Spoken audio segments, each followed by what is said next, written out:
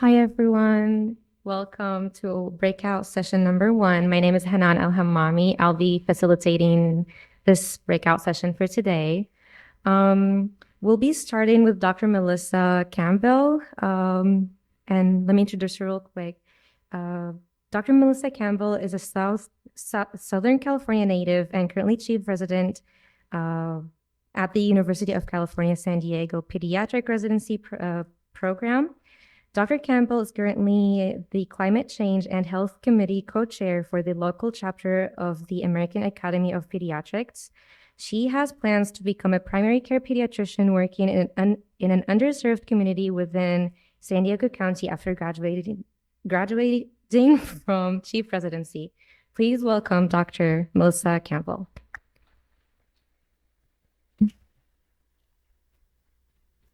Thank you, Hanan. All right. Okay, so as Hanan said, I am the Climate Change and Health Committee co-chair for the local chapter of the American Academy of Pediatrics. And I work, the other co-chair is Dr. V. Nguyen. Dr. V. Nguyen and I, she was also my continuity clinic attending during residency, and her and I collaborated with three high school students on a project called Preventing Extreme Heat Illness in High School Students, a San Diego example. And this is in poster form because I presented it at the Pediatric Academic Society this past April. But let me zoom in here and give you a little bit more background. So the summer of 2024 had some of the Earth's hottest temperatures recorded. And as we all know, the Earth is just getting warmer. More heat events will lead to greater risks for heat-related morbidity and mortality. And specifically with high school students, 9,000 U.S. high school athletes are treated for exertional heat illness every year. And this statistic is what prompted this project. We wanted to evaluate high school students' knowledge on how to prevent heat-related illness and analyze where they were getting that knowledge from, how they were getting it, and then identifying ways in which we could improve the avenues in which they were getting that information. So we created a survey about 10 questions. It was an anonymous survey, and we had QR codes made and also just email links, and we had the high school students send out to all of their friends sent it to their friends, and we were able to collect 321 respondents of the survey. The respondents included high school students who played high school sports, played sports just in general, or didn't participate in sports at all. And the data was collected from July to August in 2023. So here's the results from that study, or the question survey. 75% of respondents had concerns of playing or practicing in extreme heat. 53% of respondents showed little or no motivation for physical activity in hot conditions. And 36% of respondents continued to play outdoor sports despite being warned of high temperatures.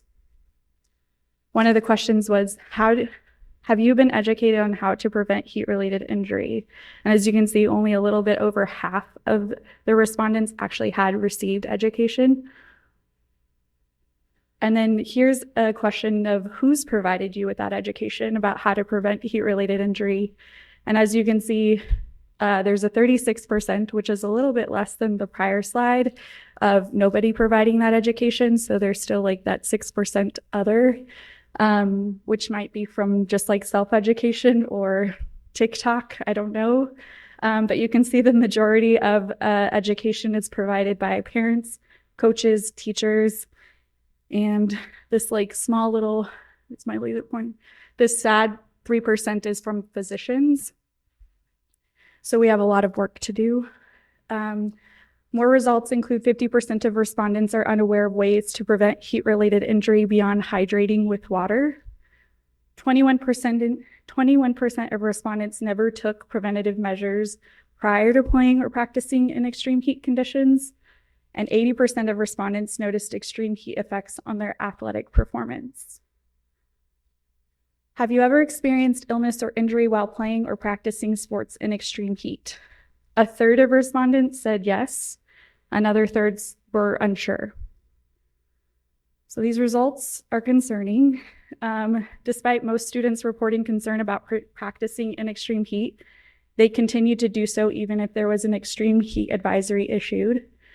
Only about half of students, or a little over half of students, have been educated on how to prevent heat-related illness, and most of that education was coming from persons other than their physician.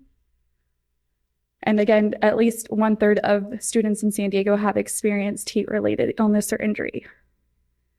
So with this information, we were like, what are the next steps? What can we do to improve this? Because there is a great deficit in the education for high school students. And one of the ideas that we came up with, if you know Dr. Bean, she wears a lot of hats and has a lot of networking. She knew somebody from the Virginia Clinicians for Climate Action, and they had actually created these brochures that had information and education for high school students. And we asked if we could collaborate with them at the local chapter here and make a California version, and they were happy to do that. So we made brochures in both English and Spanish. I actually have copies in the back too, just so that if you could utilize these in your offices, or if you're teachers or you know teachers that you would like to use this information to help educate high school athletes, you're more than welcome to them. But what they have is, as you can see, some of the information I had already presented, as well as risk factors, or if you're at risk for heat-related illness. This is on the outside of the brochure. And on the inside, it shows signs and symptoms, how to treat heat-related illness, and then most importantly, how to prevent it. There's also just like a poster version so that it's all like on one side. So again, if you wanted to like put it up in your classroom, put it up in your office, put it up in the like clinical rooms, you can do that. And this is also available at the local chapter's website via QR code, all in an effort to thinking about the environment and not having lots of paper copies, but having that access nonetheless could be included in like after visit summaries for well child checks, for example. But that's just like one of the ideas.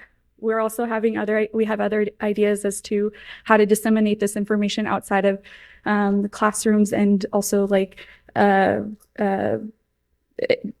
clinic. That includes like having some sort of like education with coaches, athletic trainers, families, or parents and students at the schools. And so if you know any coaches or athletic trainers, or are able to get us into contact with them, and would be interested in having residents, other physicians, or even UCSD medical students come and talk to them about heat-related illness, that is one of the ideas that we also have. But I think it goes beyond that to the local legislature. An example of this is the Georgia state weather policies, and actually implementing some sort of like backing so that if there is an extreme heat advisory, students are protected and aren't practicing in them. Unfortunately, there was a high school student who passed away during football practice in Georgia, and that was the Georgia state weather policies was the result of that. And what they do is they use the wet bulb globe temperature. And what that is a device that measures not only the heat or the temperature, but other factors that go into heat, including cloud cover, the angle of the sun, humidity, etc. And it gives guidelines as to what is safe for student athletes. And you can see here, there's actual temperatures that the wet bulb globe temperature will give you, and based on those guidelines kind of dictate what is safe for athletes when it is safe for them to practice and when they shouldn't be outside practicing. So I think this is definitely like next steps going forward. I am open for questions and other ideas, but in the interest of time, I'm going to let Dr. McCloskey come up next. And then if there's questions or other ideas at the end of the talks, I'm happy to address those. Thank you.